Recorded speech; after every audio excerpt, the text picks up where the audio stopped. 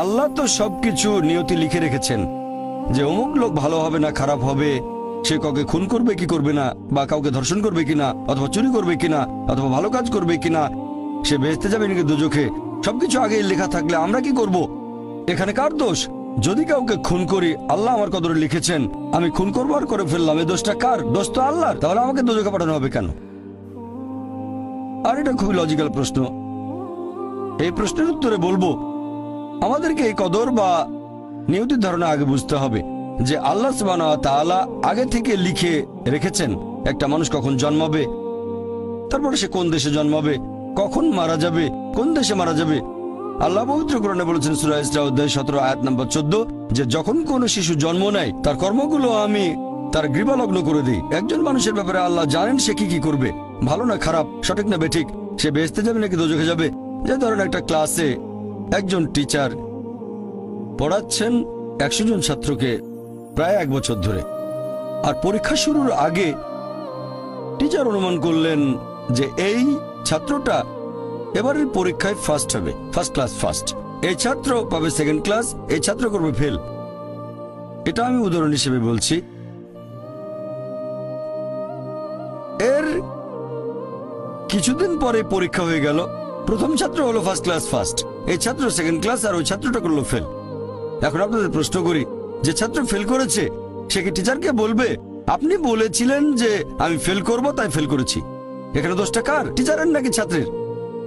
কার দোষ? ছাত্রের। টিচার অনুমান করেছেন এই ছাত্রটা বাইরে ঘুরে বেড়ায়, ঠিক মতো ক্লাসে আসে না, সিনেমা দেখতে যায়, এজন্য সে ফেল করবে। ওই ছাত্র মোটামুটি মাঝারি, এই ছাত্র খুব মেধাবী, অনেক পরিশ্রম করে, তাই টিচার পরীক্ষা শুরু হওয়ার আগে অনুমান করেছেন এই ছাত্র হবে ফার্স্ট ক্লাস ফার্স্ট, এই ছাত্র সেকেন্ড ক্লাস, ওই ছাত্র ফেল।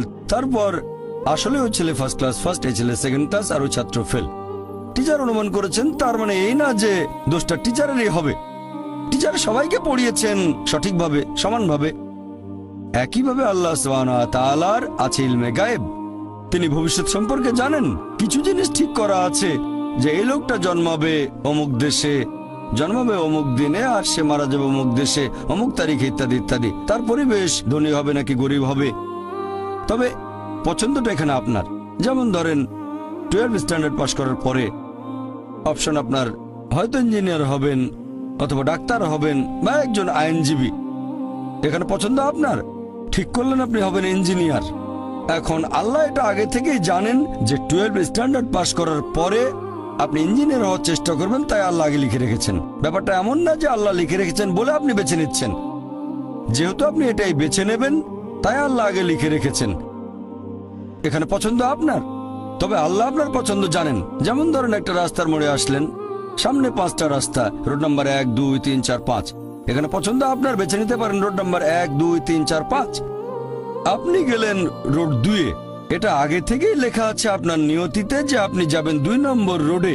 ব্যাপারটা এমন না যে আল্লাহ লিখেছেন বলে আপনি করছেন, যেহেতু আপনি এটাই বেছে নেবেন তাই আল্লাহ আগে লিখে রেখেছেন।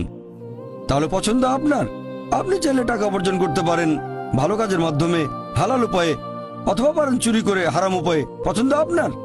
ধরেন চুরি করলেন, এটা আপনার সিদ্ধান্ত, তবে আল্লাহ আগে থেকে জানেন যে এই লোকটা সহজে টাকা পেতে চায় তাই চুরি করবে, তাই আল্লাহ আগে লিখে রেখেছেন যে এই লোকটা 25 বছর বয়সে চুরি করবে। এখানে দোষটা কার? দোষ আসলে আপনার, তবে আল্লাহর আছে ইলমে গায়েব, তাই তিনি আগেই লিখে রেখেছেন। সিদ্ধান্তটা আপনার। আল্লাহ তাআলা মানুষদের দিয়েছেন স্বাধীন ইচ্ছা, আপনি আল্লাহ তাআলাকে দোষ দিতে পারবেন না আপনার পাপের জন্য। যদি আপনি দোজখে যান, যাবেন আপনার পাপ কাজগুলোর জন্য, আর যদি বেহেশতে যান সেটার কারণ হবে আল্লাহ সুবহানাহু ওয়া তাআলার অসীম করুণা।